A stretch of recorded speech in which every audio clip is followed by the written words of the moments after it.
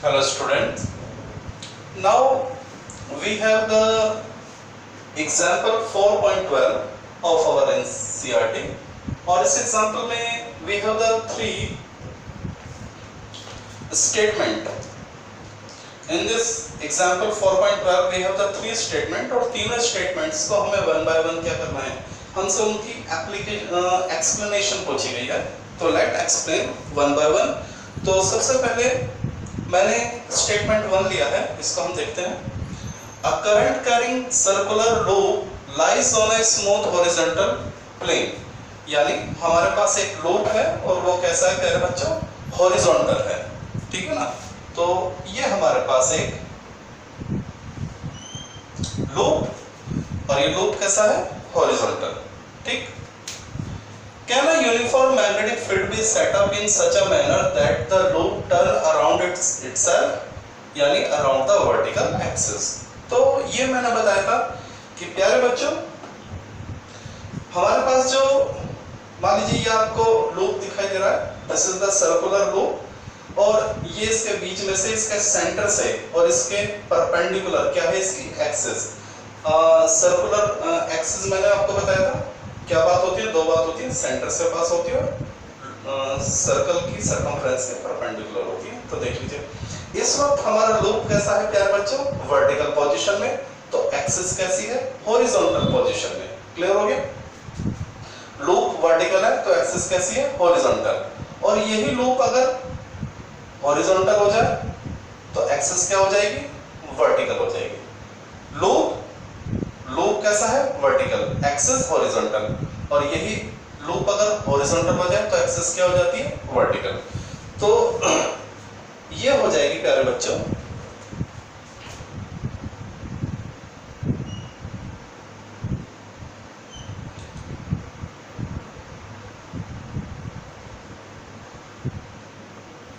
Okay, ये centre हो जाएगा, this is the axis of loop और ये क्या हो गया हमारा लूप, सर्कुलर लूप, ठीक है। चलिए this is our circular loop और ये इसकी एक्सिस। अब इसमें एग्जामिनर ने कहा है कि क्या मैं कोई मैग्नेटिक फील्ड ऐसा लगा सकता हूं कि ये लूप अपनी ही एक्सिस में क्या करना शुरू कर जाए, टर्न करना शुरू करे, घूमना शुरू कर दे। तो प्यारे बच्चों घूमने के लिए इसको टॉर्क चाहिए, देख लीजिए इसका explanation. We have tau is equal to M B sine theta, ये आपके पास होता है। तो टो इज इक्वल टू, क्या मैं इसको ऐसे लिख सकता हूं, एम क्रॉस बी, देख लीजिए tau is equal to M B sine theta यानी tau is equal to M cross B. अब प्यारे बच्चों एक बात आप समझ लीजिए, हमारे फिजिक्स में कई सारे ऐसे फॉर्मूले हैं जो जिनको हम वेक्टर फॉर्म में रिप्रेजेंट करते हैं, यानी क्रॉस प्रोडक्ट में रिप्रेजेंट करते हैं, ठीक है ना। तो एक बात याद रखिए, जब भी आपके पास कोई ऐसी सिचुएशन आएगी A is equal to B cross C, मान लीजिए तीन वेक्टर है वो इस कंडीशन को ओबे करते हैं, तो इसके इस फॉर्मूले की खास बात होती है क्या कि A is equal to B cross C अगर है तो A B C तीनों में से किन्हीं भी दो की एक्सिस सेम हो नहीं सकती। ये इस फॉर्मूले की क्या खास बात है, ये जो तीन वेक्टर है A B C ये कहीं भी हो, लेकिन किन्हीं भी तीनों की कोई भी एक्स में हो सकता है, कोई भी वाई एक्सिस में हो सकता है, कोई भी जेड एक्सिस में, लेकिन किन्हीं भी दो की सेम एक्सिस नहीं हो सकती। ये इस फॉर्मूले की क्या है, खास बात है। यानी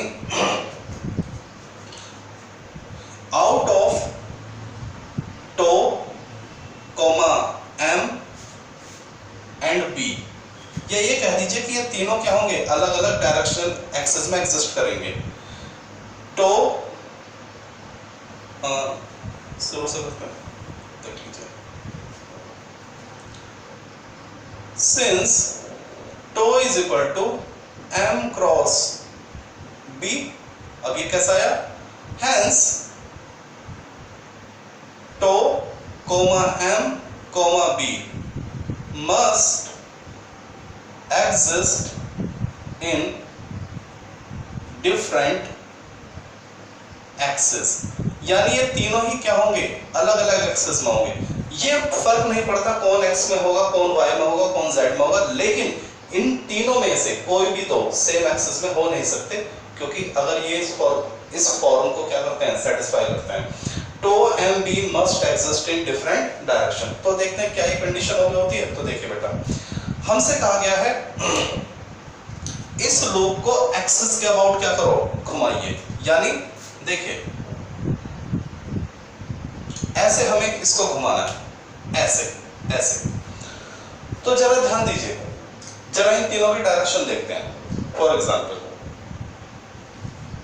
हम क्या करते हैं,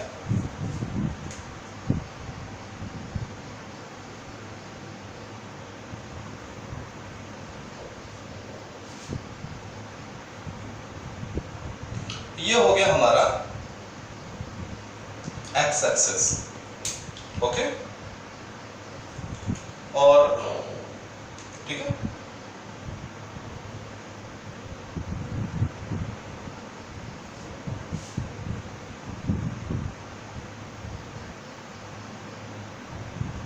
एक्स एक्सिस क्योंकि हॉरिजॉन्टल रखी हुई है, और यहीं इसके परपेंडिकुलर मैंने ये ले लिया y एक्सिस। तो प्यारे बच्चों ये किसको रिप्रेजेंट करेगा, जो एक्सिस है वो क्या बन जाएगी, जो लूप की एक्सिस है वो z एक्सिस का काम करेगी। चलिए अब जरा ध्यान देते हैं, सबसे पहले m को समझते हैं, किसको, मैग्नेटिक डायपोल मोमेंट को। तो प्यारे बच्चों m की डायरेक्शन आपको क्या सीखनी थी, बताइए m की डायरेक्शन क्या थी। तो m की जो डायरेक्शन थी प्यारे बच्चों वही थी जो लूप की एक्सिस है। पिछला एक्सरसाइज किया था हमने 4.11, तो वहां भी मैंने ये बात बताई थी, m की जो डायरेक्शन होती है वो लूप की एक्सिस के पैरेलल होती है। क्या ये बात समझ आ गई, ओके। तो सबसे पहले यहाँ m की डायरेक्शन बताइए, m की डायरेक्शन क्या होगी, तो ये होगी डायरेक्शन ऑफ m। m की डायरेक्शन क्या होती है, वही होती है जो लूप की एक्सिस होती है। तो m की डायरेक्शन क्या हो गई, z एक्सिस। क्लियर हो गई बात। देखिए direction of m is equal to along the loop, along the axis of loop, यानी डायग्राम के हिसाब से हमारी क्या आ रही है, हमें मालूम है m की डायरेक्शन हमेशा लूप के क्या होती है, सर्कुलर लूप के एक्सिस का लॉन्ग होती है, तो यानी क्या हुई, z एक्सिस। चलिए अब बात आती है किसकी, टॉ की, डायरेक्शन ऑफ टॉ। तो प्यारे बच्चों इसके लिए मैं थोड़ी देर के लिए आपको 11th क्लास की यादें ताजा करा देता हूँ। 11th क्लास में क्या बताया गया था, कुछ याद आ रहा है, 11th क्लास में टॉर्क पढ़ा था, थंब रूल, ढक्कन को खोलना, ढक्कन को बंद करना, याद आ गया। देखिए अगर आप देखिए आपकी उंगलियों का जो घुमाव है, आपकी उंगलियों का घुमाव अगर रोटेशन को रिप्रेजेंट करता है, रोटेशन को, तो जो थंब है वो टॉर्क की डायरेक्शन को रिप्रेजेंट करता है।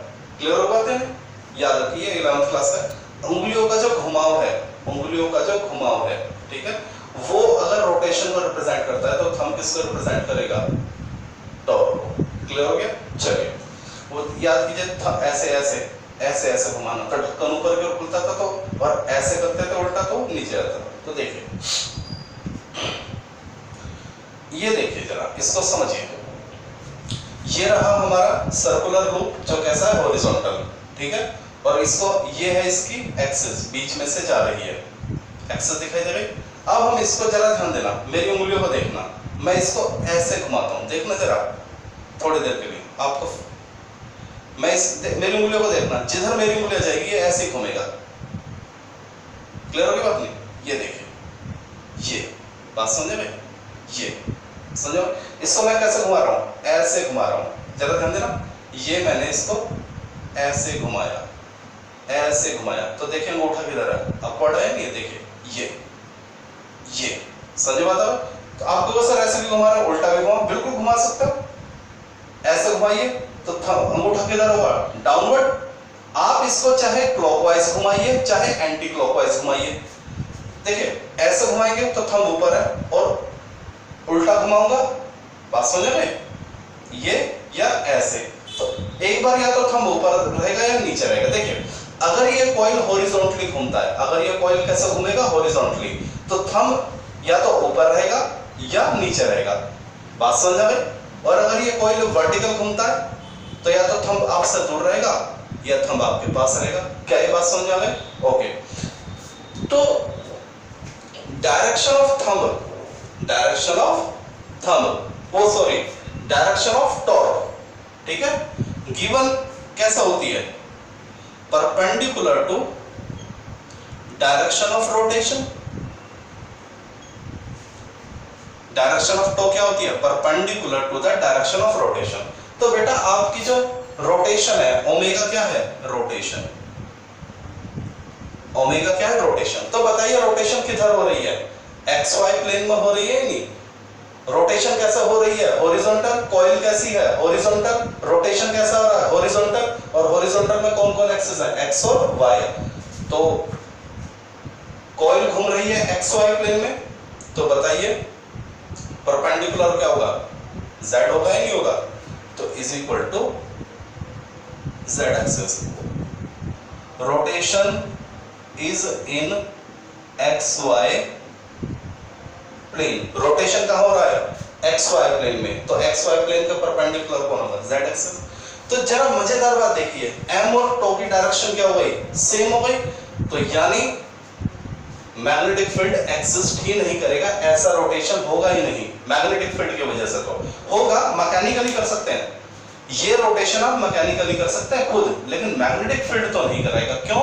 क्योंकि मैग्नेटिक फील्ड तो इस कंडीशन को शो करता है, और ये रोटेशन में क्या हो रही है, एम और टो की डायरेक्शन क्या हो रही है, सेम। तो ये फॉर्मूला तो एप्लीकेबल नहीं है। देखिए ये रोटेशन मैकेनिकली पॉसिबल है but not by the magnetic field. तो since the direction of M and torque are same in this rotation, hence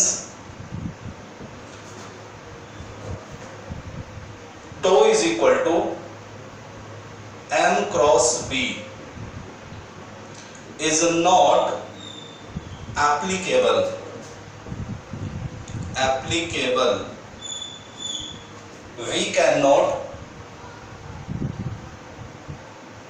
we cannot apply magnetic field for such rotation।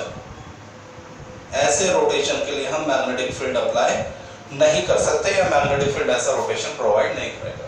तो थोड़ा सा समझिए बातों को, बहुत कुछ इसमें देखिए, सिंगल से स्टेटमेंट में बहुत कुछ आपको सीखने को मिलेगा। Okay, now move for the statement B.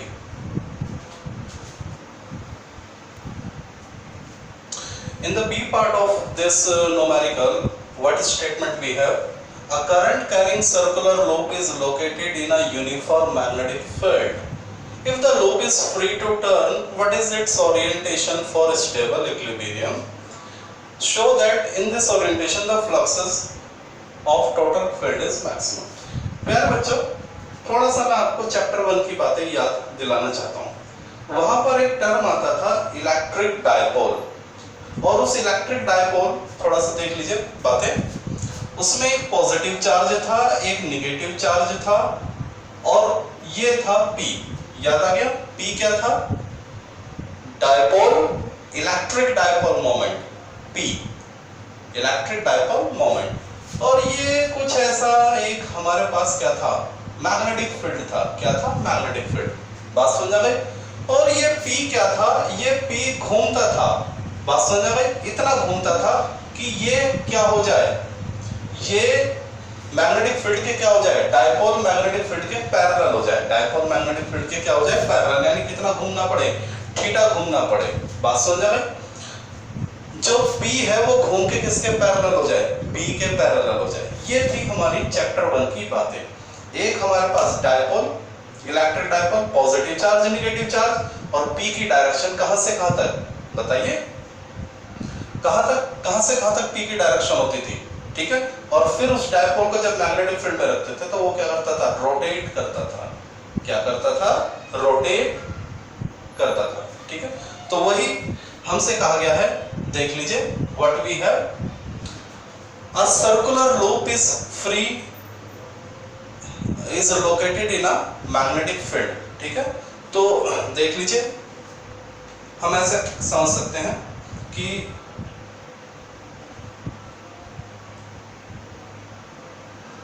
अक्सर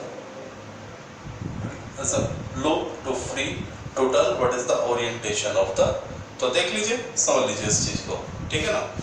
ये हमारे पास कोई भी एक मैग्नेटिक फील्ड, और वो भी कैसा, यूनिफॉर्म मैग्नेटिक फील्ड, ठीक है। हमारे पास क्या है, एक यूनिफॉर्म, देख लीजिए, यूनिफॉर्म मैग्नेटिक फील्ड हमारे पास है, ओके। अब इसमें हम एक लूप रखेंगे, ठीक है प्यारे बच्चों। तो ये हमने इसमें क्या रखा, एक ये लूप इसके अंदर हमने एक रख दिया, क्लियर हो गई बात। तो इस लूप की जरा ध्यान देना, एम की डायरेक्शन किधर होगी, मोमेंट की, तो ये हो जाएगी एम की डायरेक्शन, क्लियर हो गई बात। क्या बताया था रूल, एम की डायरेक्शन क्या बताई थी, हमेशा कॉइल के एक्सिस के अलोंग। एम की डायरेक्शन क्या बताई थी, note direction of M is equal to along the axis of loop, ठीक है। तो जरा ध्यान देना, m ये है हमारा सर्कुलर लूप और ये है इसकी एक्सिस। तो m की डायरेक्शन या तो ऐसा होगी या ऐसा होगी, बस है। तो जैसे जैसे लूप घूमती है वैसे वैसे इसकी एक्सिस घूमती है और वैसे वैसे m, तो m की डायरेक्शन किधर होगी, m की डायरेक्शन एक्सिस के अलोंग होगी, ठीक है।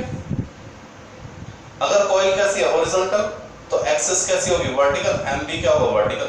तो जैसे जैसे कॉइल घूमेगा, जरा ध्यान देना, कॉइल जैसे जैसे घूमेगा तो उसकी एक्सिस भी क्या होती है, घूमती है। कॉइल जब घूमता है तो उसकी एक्सिस भी क्या होती है, घूमती है। तो ये है इसकी एक्सिस, ये हो गया हमारा कॉइल और ये है इसकी एक्सिस। मैग्नेटिक फील्ड सीधा है, ठीक है। मैग्नेटिक फील्ड कैसा है, सीधा।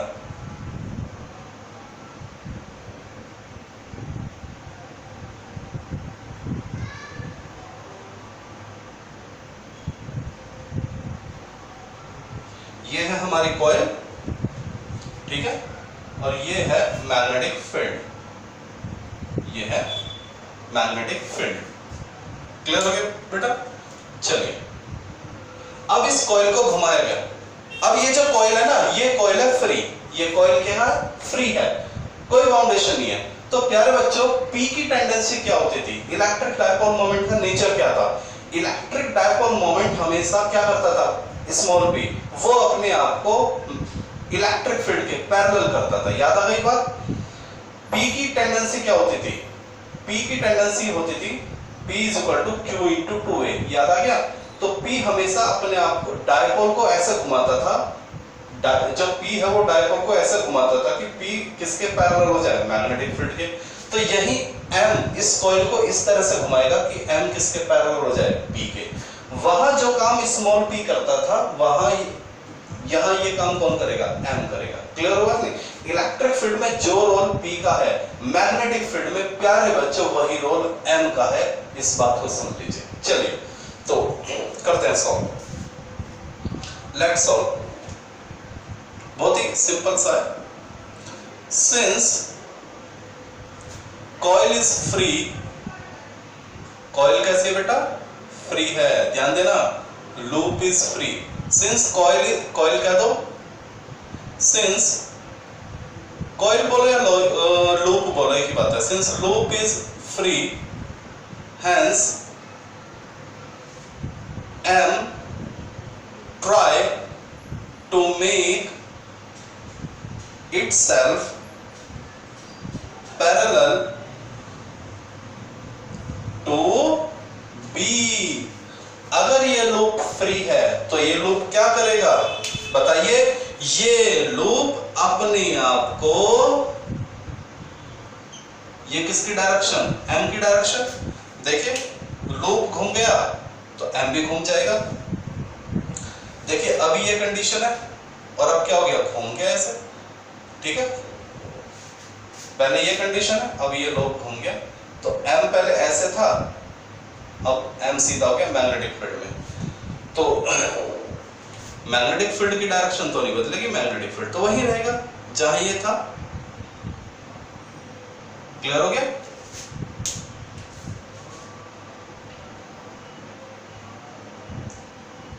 कितना थीटा है, कुछ ना कुछ होगा, यहां तो क्या है पैरेलल, ठीक है। तो m क्या करेगा, m try to make itself parallel to b। बात समझा भाई? जो अगर इसको कॉइल को हमने फ्री कर दिया तो ये m अपने आप को घुमा के क्या कर लेगा, b के पैरेलल कर लेगा।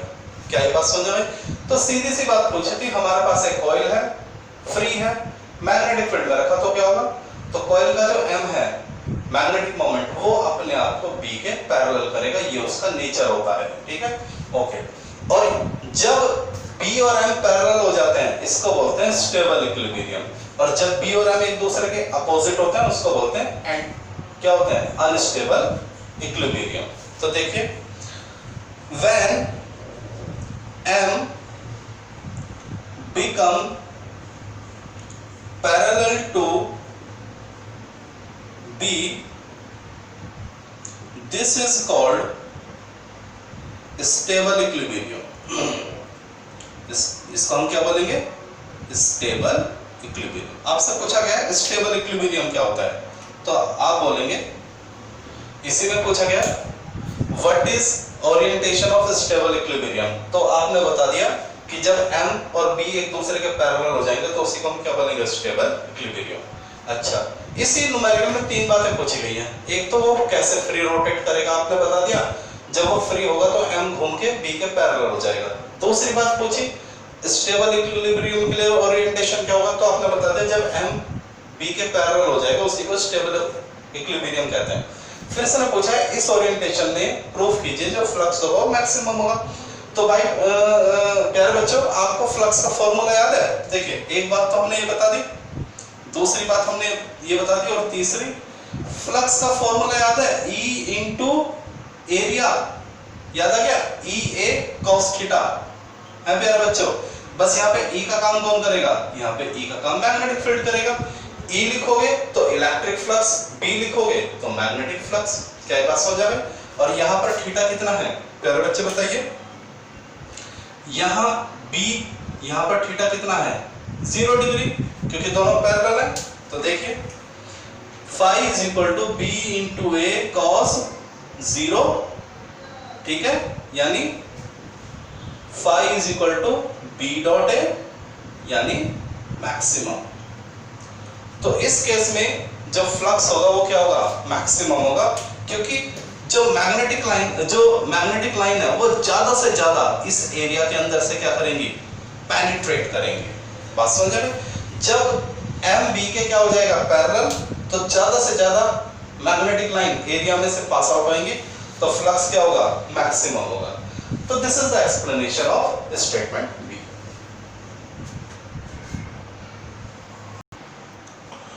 ओके डियर स्टूडेंट, प्यारे बच्चों, now we have the part C, last statement of this question.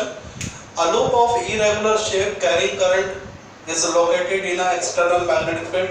If the wire is flexible, why does it change to a circular shape? तो देखिए प्यारे बच्चों क्या बोला गया है, हमसे कहा गया है कि हमारे पास एक यूनिफॉर्म मैग्नेटिक फील्ड है, ठीक है, और इस यूनिफॉर्म मैग्नेटिक फील्ड में हम एक वायर रख देते हैं इरेगुलर शेप का, ये ऐसे ऐसे कोई भी एक उल्टी सीधी शेप बना के ऐसे हमने रख दिया, और इसमें क्या है, current, certain amount of current इसका फ्लो हो रहा है।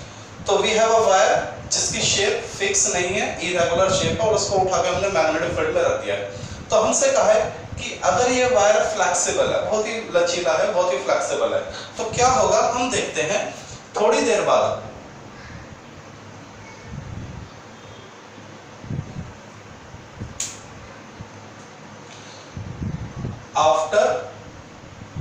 ये जो वायर है ये क्या हो जाता है, सर्कुलर हो जाता है। This wire become circular. यही हमसे पूछा गया है कि हमने तो वायर कैसा रखा था, इरेगुलर रखा था, लेकिन मैग्नेटिक फील्ड में जाती है वो क्या हो गया, सर्कुलर क्यों हो जाता है। तो इस चीज को आप थोड़ा सा समझिए।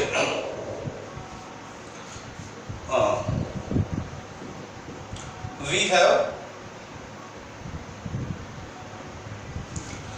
टो इज इक्वल टू, बताइए क्या था फॉर्मूला, हाँ, m cross b, tau is equal to m cross b, या tau is equal to mb sin theta, या m का फॉर्मूला क्या था प्यारे बच्चों, बताइए, m क्या था, ia b sin थीटा। तो यहां से जो टो था वो क्या था, एरिया के डायरेक्टली प्रोपोर्शनल था, यानी जितना ज्यादा एरिया होगा उतना ही ज्यादा क्या हुआ, टॉर्क। तो बेटा किसी भी, ये बात आपको समझाई थी, मान लीजिए अगर आपके पास 1 मीटर का वायर है, उस 1 मीटर के वायर से आप चाहे रेक्टेंगल बनाए, स्क्वायर बनाए, ट्राइंगल बनाए, हेक्सागोन बनाए या सर्कल बनाए, अलग अलग शेप बनाए, तो पता चलेगा जो एरिया ऑफ सर्कल है वो मैक्सिमम होगा। पैरामीटर तो सभी का सेम मिलेगा, लेकिन एरिया किसके लिए मैक्सिमम आएगा, वो सर्कल के लिए आएगा। तो टॉर्क भी क्या हो जाएगा, मैक्सिमम हो जाएगा। तो since area of circular shape, since area of circular shape is maximum for a given parameter,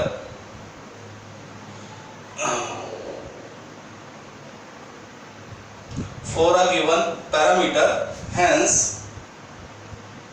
the wire become circular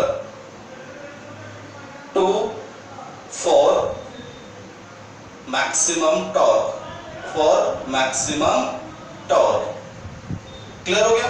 तो ये मैक्सिमम टॉर्क के लिए क्या हो जाएगा, जो वायर है वो सर्कुलर हो जाएगा। तो ये स्टेटमेंट जब आपको मैंने बताया था कॉइल टॉर्क होना कॉइल, तो वहां भी मैंने ये पॉइंट आपको एक्सप्लेन किया था। ओके, चलिए, थैंक यू।